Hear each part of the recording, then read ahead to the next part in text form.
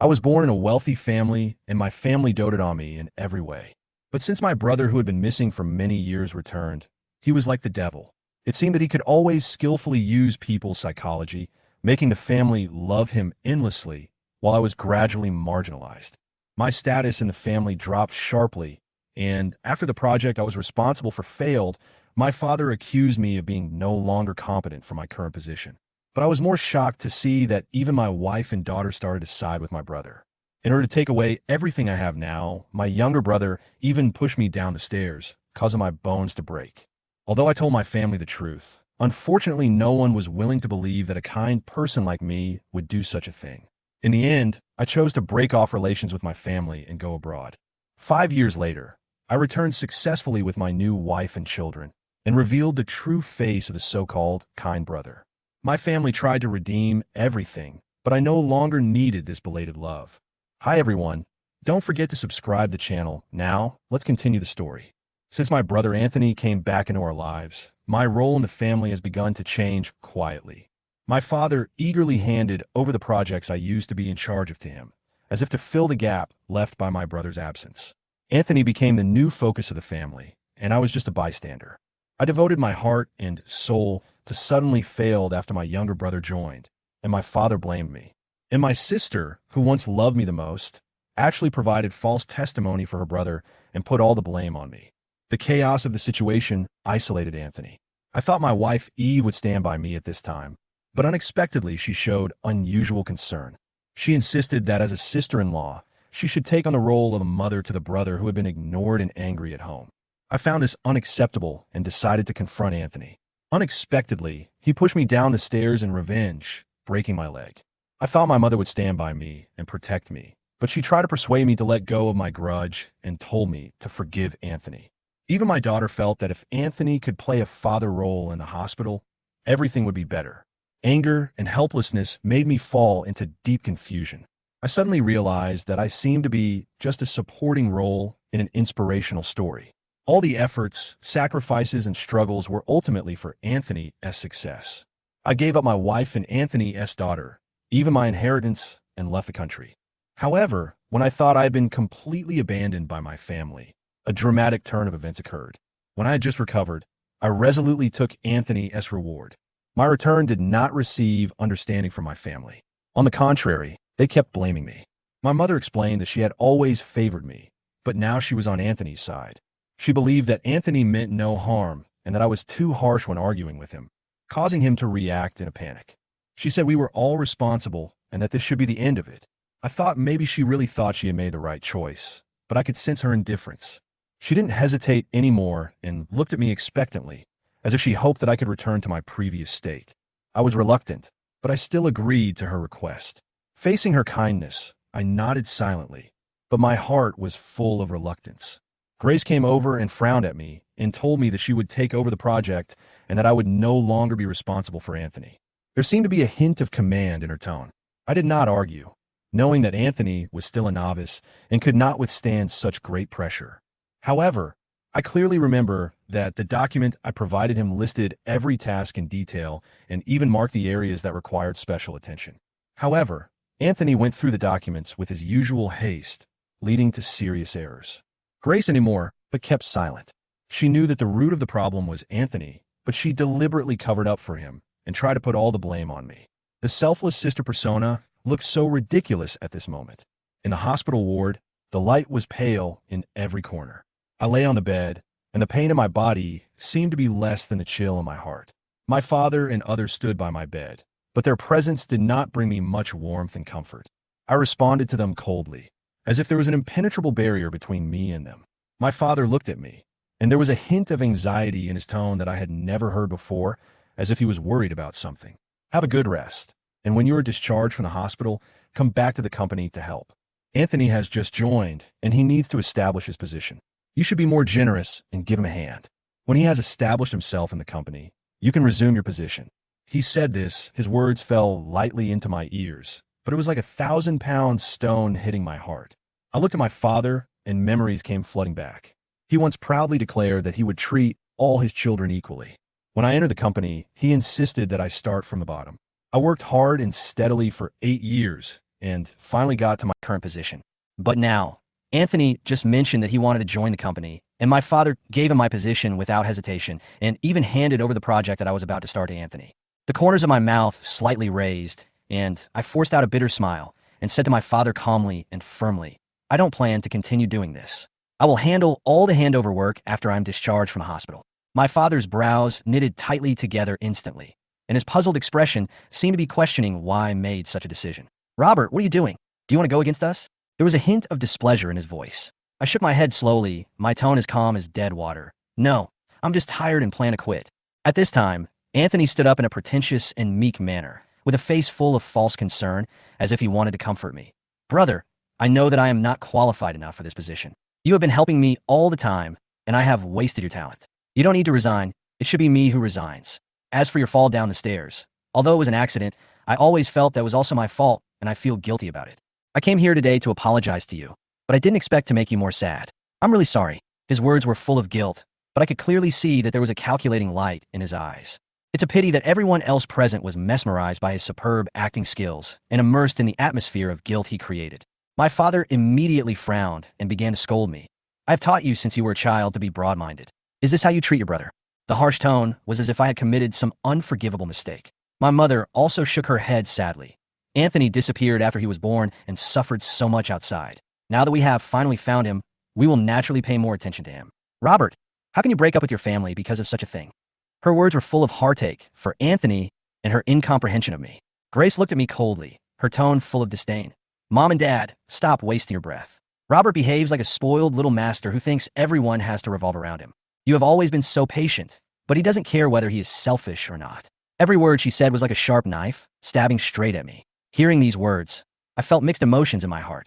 I wanted to laugh, but I found that the corners of my mouth could not be raised. Unconsciously, my thoughts drifted back to the moments I'd spent with his family before Anthony came back. At that time, everything seemed so warm and harmonious. The family sat together to eat and chat, and laughter echoed in every corner of the room. But now, when I think back to those scenes, there is no longer any ripple in my heart. The warmth I once had seems to be just an illusory dream, which has now been completely shattered. This awakening made me extremely clear-headed and no longer swayed by those meaningless emotions. My heart was as calm as water, and I just responded calmly, yes, you are fine. But I'm really tired now. Can you take a rest? Grace snorted softly and was about to say something else when her father interrupted her. Well, Robert needs to rest. Now go home, and when you're discharged from the hospital, we can discuss it as a family. My mother hesitated for a moment, then looked at me and said, I'll come back to see you in a few days. Anthony turned around and whispered to the woman next to him, Sister-in-law, take good care of my brother and Eve. Remember to be obedient and don't make Dad angry. Anthony also said coldly, Sister-in-law, I'm sorry. Their voices were not loud, and I couldn't hear them clearly. But when I looked up, I saw Grace patting Eve's arm, and Anthony was squatting and looking at me, his eyes full of disdain and contempt. I lowered my head and whispered to my daughter, Annie. At this moment, I suddenly realized that in all the chaos and quarrels just now, I almost forgot the existence of my so-called wife and daughter. When the parents and others left, the ward finally became quiet, leaving only Eve and Anne. Eve looked at me quietly for a while, then sighed softly, and that sigh seemed to carry endless disappointment. You used to be so mature and calm. How could you become so unreasonable? Anthony is your brother, and he has suffered so much for so many years. You should take care of him instead of always arguing with him. I listened quietly, then nodded slowly and replied calmly. You are right. As a sister-in-law, I should take care of him. From now on, I will leave it to you. Behind this seemingly simple answer, I was deeply disappointed and disheartened with this family. I knew that once something was broken, it could never be put back together again. And I decided to re-examine my life and no longer be bound by this relationship that seemed like family affection but was actually a shackle. I'm tired and need to rest. This sentence seemed like my last line of defense. I really didn't have the energy to argue with Eve anymore. She stomped her feet angrily after hearing what I said, her voice full of impatience. Are you still that person? How many times have I told you that I take care of him because he is your brother? Can you wake up a little? The tone was as if I was an unreasonable weirdo. I lowered my head and chose to remain silent. Really, I was too tired, physically and mentally exhausted, and I didn't even have the energy to respond. Looking back on these 6 short months, Eve has changed so much. She used to call me brother affectionately, with a voice full of dependence and love. But now, she only calls me Anthony in a simple and cold way. This change is like a blunt knife, cutting my heart bit by bit. Just as I closed my eyes and prepared to rest in this moment of tranquility, a childish yet aggressive voice came over. Dad, It's mean of you to quarrel with your brother. Uncle said he had a hard life outside, and we should love him. I knew without looking that it was Annie. I slowly opened my eyes and saw that she was pouting, her lips and eyes full of contempt and disdain.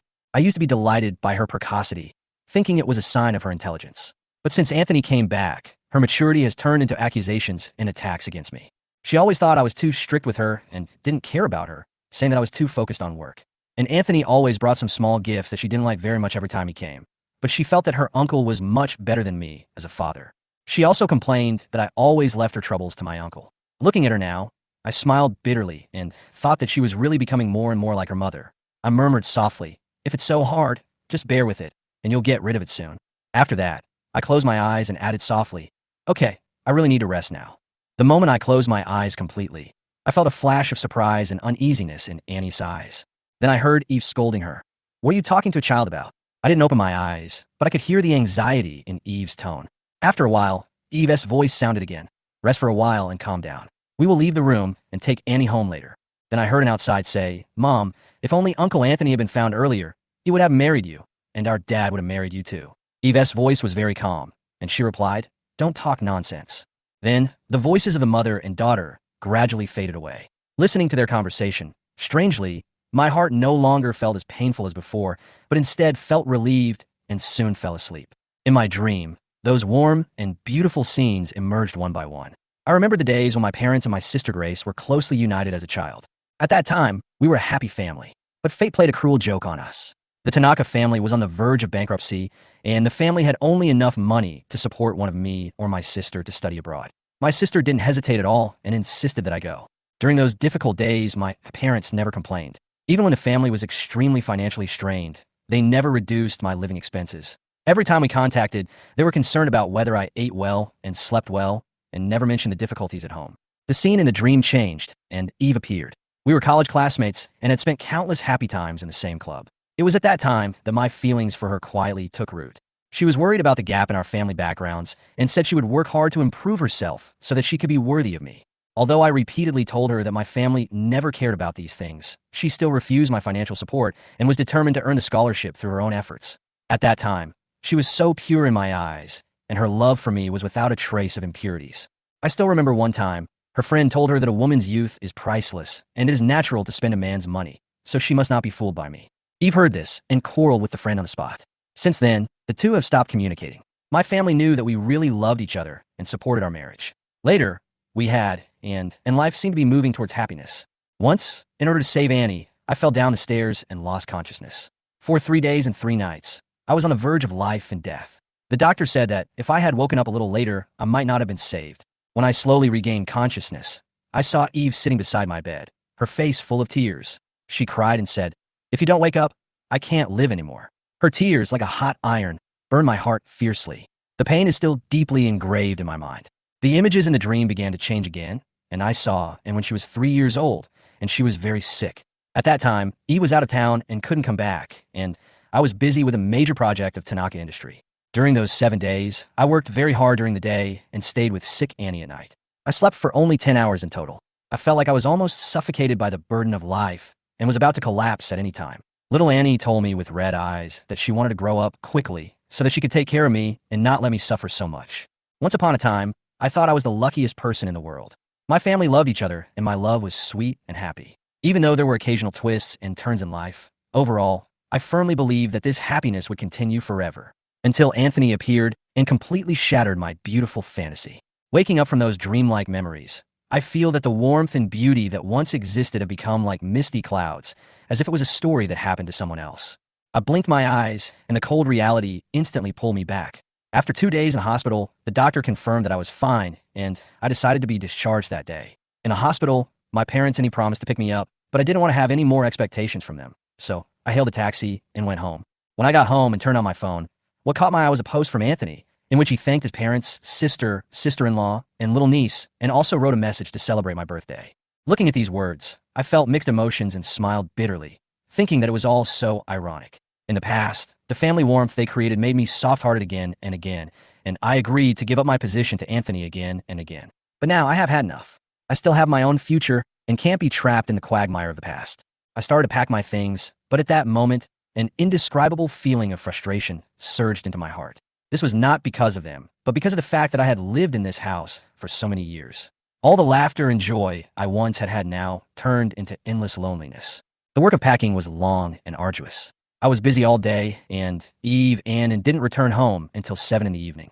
Eve saw me and immediately showed a guilty look on her face. "I'm sorry, dear. Today we were celebrating Anthony's birthday, and I forgot that you have been discharged from the hospital. I just took Annie to the hospital and didn't realize you were back until we were almost home. You should have told us you were leaving the hospital. We rushed all the way here. Don't get upset over such a small thing." I shook my head gently and said, "No, I was just too busy and forgot to inform you." She frowned, looking puzzled. "How could you forget about such a thing? What is there to be busy about after being discharged from the hospital?" I explained calmly. I was busy packing things. She then asked me what clothes I needed to bring and suggested that she and Annie should pick me up quickly, but they didn't have time to eat, and came over and said awkwardly, "I want shrimp noodle soup." In the past, whenever we had a dispute, she would resolve it in this way. In the past, I would always walk into the kitchen with a smile. Even though I was the vice president of a large company and managed many employees, I was willing to cook for them and learn to do all the housework. But now, I feel like I have lost everything. Standing in this home that was once so familiar to me, I feel like I'm trapped in a bottomless quagmire. That's fine, but I'm hungry now. I walked into the kitchen. From the corner of my eye, I saw Eve and Annie relax. 10 minutes later, I brought out a bowl of noodles and put it on the table. Eve was stunned and asked, "Just this one bowl?" And also stopped and asked, "Did you put the chili and chicken legs in it?" Eve couldn't help scolding. "Can you remember that and doesn't eat spicy food or chicken?" I took a sip of the soup, smiled, and said, "She doesn't eat it, but I'm hungry, so it's always right to fill my stomach first." Eve and Annie's expressions suddenly turned gloomy. Annie said stiffly, "I don't want to eat." Eve looked at me coldly and said, "I'm going to take Annie out to eat." I ignored their backs as they left, happily finished the bowl of noodles, and went back to pack my luggage. When I was almost done packing, I called a lawyer to discuss the divorce. I knew I couldn't use the Tanaka family's legal team, or my decision would be known to everyone before I was ready. I need to find someone more trustworthy to handle this. Eve and didn't come home that night, but I didn't care. After all, Eve is Ann's mother, and I believe she can take good care of her daughter. The next day, the sunlight shone through the window onto my face, but I couldn't feel a trace of warmth. After a quick wash, I went straight to the law firm. In that quiet meeting room, I discussed the divorce-related issues in depth with the lawyer. During the meeting, my cell phone kept buzzing with calls from family, one after another, but I didn't want to be disturbed by them anymore, so I turned my phone to silent mode. By the time the meeting was over, the sky had gradually darkened and the city's neon lights began to flicker. I randomly picked a number and called back. Soon I heard my mother's anxious voice on the other end of the line. "Robert, yesterday was Anthony's birthday. We forgot to pick you up from the hospital. This is really wrong, but you can't ignore your wife and children. You know, if they hadn't gone to Anthony, I wouldn't even know you didn't take care of them." Hearing this, I was speechless. The nanny was on break that day, and the house was empty. I was alone, so what else could I do? They were not without money, so they could have gone out to eat. Mom sighed and continued to persuade earnestly, "Listen to Mom, and don't be angry with your daughter-in-law. Anthony also feels guilty and uneasy. Your father and sister don't want to see him sad." I asked coldly, "Including you?" She didn't seem to notice my emotions and continued to talk to herself. "Robert, stop talking. You and Anthony are both my sons. I treat you the same." I asked calmly, but with a hint of disappointment that was barely perceptible. "So what do you want me to do?" She said quickly, "First, apologize, then make it up to them, and then explain to Anthony so that he will feel better. What's the point of arguing about right and wrong in a family? The most important thing is to maintain harmony." I couldn't help laughing. To me, this was a complete joke. I responded perfunctorily, "I've been very busy. I'll go see them the next 2 or 3 days." Her words were like wind in my ears, and I hung up the phone. The moment I hung up the phone, I became more determined that it was time to go through the divorce procedures. At least this would make everything simpler, less complicated and painful. When I got home, the lights were on and Eve and were already there. When they saw me, their faces turned cold as ice, as if I were a stranger. Eve spoke first, her tone questioning and dissatisfied. "You came back with Annie last night. You don't care at all? Are you still fooling around outside?" I really didn't want to argue with her about these meaningless things, so I just responded briefly. "I'm not making a fuss. I just think your mother is right. You should take good care of her." Eve was stunned for a moment, then slowly lowered her head. She once told me that and felt that I was too strict as a father, and she was a little scared every time she saw me. Maybe they always hoped that I could give Ann some space. But I remember clearly that one time they came home very late and I couldn't get through to them despite numerous phone calls. I was so worried that I almost called the police. It wasn't until I saw Anthony's post that I realized they were with him, and I was relieved. Thinking back on these things, sometimes I really feel like a bucket of cold water has been poured over me from head to toe, instantly waking me up. During the day, they went to the newly opened amusement park with Anthony, and their laughter echoed in every corner of the amusement park. At night, they had dinner together and enjoyed a warm time. When outsiders saw them, They thought they were a happy family of three, and some even offered to take pictures for them. Anthony's post included a photo showing the three of them all smiling, with a caption, "We were mistaken for a family of three." When I saw this post, I smiled bitterly. He did it on purpose, using this post to shut me up and give me no excuse to question him. After all, he would definitely say it was just a joke. After 10 o'clock in the evening, the silence was a bit depressing. I finally plucked up the courage to ask them sharply. At this moment, the door creaked open, and Eve responded to me with a painful look on her face. "Annie needs her personal space. Don't control her too much, and you don't have to be so anxious. I'm her mother. I'll take good care of her," and stood aside, pursing her lips tightly, saying nothing. But her expression was exactly the same as Eve's, indifferent and a little impatient, as if I were an unnecessary intruder. I took a deep breath, tried to put aside the unhappiness in my heart, and forced a smile to say to them, "I hope you have fun today. I'm going to wash up. If you haven't eaten yet, I've already eaten. You can order takeout. The babysitter won't be back until tomorrow." Suddenly, and said nervously, "There is a movie coming out next month. If everything goes well, it's a movie that's perfect for a family of three to watch in the middle of the month." I looked at Anne with mixed feelings, but I still smiled and replied to her, "I'm very busy at work, but you can ask Uncle Anthony. He should be happy to take you there." She stood there in a daze. A look of hurt flashed across her eyes, and then her temper flared up, and she replied to me harshly, "You're right. I'll go with Uncle Anthony." After that, she turned around and walked into her room angrily, slamming the door.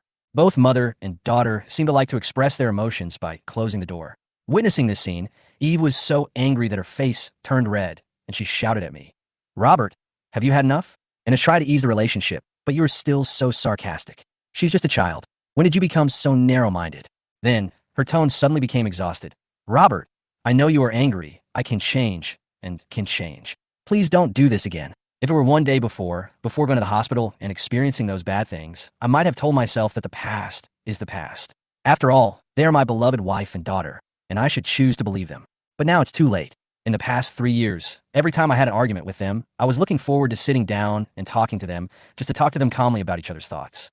However, he would always change the subject for no apparent reason, accusing me of not admitting my mistakes. In the end, a good conversation would always turn into her unilateral criticism of me, and would always tell me directly that she didn't want to listen.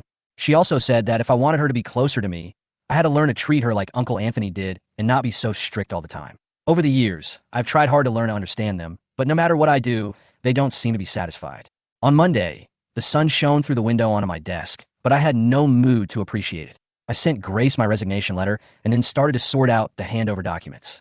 Not long after, Grace called me into her office. She had a cold, and her voice was a little hoarse. As soon as she saw me, she asked, "What do you want to do now?" I looked at her and calmly replied, "Resign. What else can I do?" She seemed to have heard a big joke and couldn't help laughing out loud. "How old are you? You still want to threaten others with resignation." However, as soon as she finished speaking, Grace's expression suddenly became a little helpless. She whispered, "Robert, I apologize to you for my attitude before, but why can't you get along well with Anthony? He is not adopted. He is our biological brother." I was speechless for a moment. In fact, I also wanted to live in harmony with Anthony. But from the first day he stepped into my house, I saw undisguised jealousy and hostility in his eyes. Anthony was hell-bent on taking away everything that was important to me, and I was too exhausted to fight him any longer. Grace obviously didn't believe what I said, and she muttered something that made people feel uncomfortable. But when she saw that I was serious, her expression gradually became cold, and she said coldly, "If you really want to quit, then go talk to Dad." I nodded in agreement and told her that I would follow the company's procedures and find someone to take over my job as soon as possible, whether it was Anthony or someone else. "I'll be leaving in a month." Grace bit her lip and turned to leave the office, leaving me standing there alone with a lot of thoughts in my mind. In this seemingly peaceful company, my life is like the sea in a storm with turbulent waves, and I am ready to leave the center of this storm. When I walked to the door and one foot was already out of it, Grace's voice came from behind me. "Are you planning to quit your job to save your relationship with Eve and Anne? If so, I can talk to them." There was a hint of concern in her tone, but I knew in my heart that things were far from simple. I interrupted her without hesitation. "I did this for myself, and now I have to go." After saying that, I turned around and left without looking back. At that moment, I felt as if I had broken free from the shackles. After work, I was walking home when my cell phone rang. It was my dad. His voice sounded very gentle. He invited me to dinner at his home on Saturday and mentioned Eve specifically. After I agreed and hung up the phone, Annie came over. Before I could say a few words to Annie, the lawyer called again. The lawyer told me that the divorce agreement had been drafted and would be sent to my email for review soon. When I heard the news, I inexplicably felt refreshed. I even quickened my pace and just wanted to go home and check my emails. When I got home, I couldn't wait to open my computer and read the divorce agreement carefully. I have to say that I was impressed by the lawyer's efficiency and professionalism. Every clause was clear and well thought out. Just then, the door creaked open and Eve and returned, a full hour later than usual. I subconsciously checked WeChat to see if Anthony had posted anything, but I didn't see any of his posts. I started to wonder if he had blocked me or if he hadn't posted anything today. But consider that it takes about half an hour to get home from school, so they probably don't have enough time to have dinner with Anthony. He looked very tired. She looked at me with helplessness and a hint of complaint in her tone. I went to pick up Annie today. The teacher said that she has been inattentive in class recently and has a bad temper. She often quarrels with others. After that, she paused and continued. Robert, no matter how angry you are, can you put it aside for a moment? And as your daughter, you can't ignore her. I looked at Annie. Every time I disciplined her, she would run and hide behind her mother like a frightened little rabbit. Then Eve would take the opportunity to scold me. You are too strict. Children need teaching, not punishment. Actually, what Eve said makes sense. I should indeed discipline Annie, but the method and approach may really need to be adjusted. I squatted down, looked Annie in the eye, and asked softly, is there something bothering you? If you want to talk, I'm always here, and if I can help, I will do my best. Eve is right, and is my daughter. No matter what she will be like in the future, at least now, I can't let a 7-year-old child go down the wrong path. And pursed her lips and said without thinking, I want my dad to be my dad forever. I patted her head gently and promised gently, as long as you recognize me, I will always be your dad.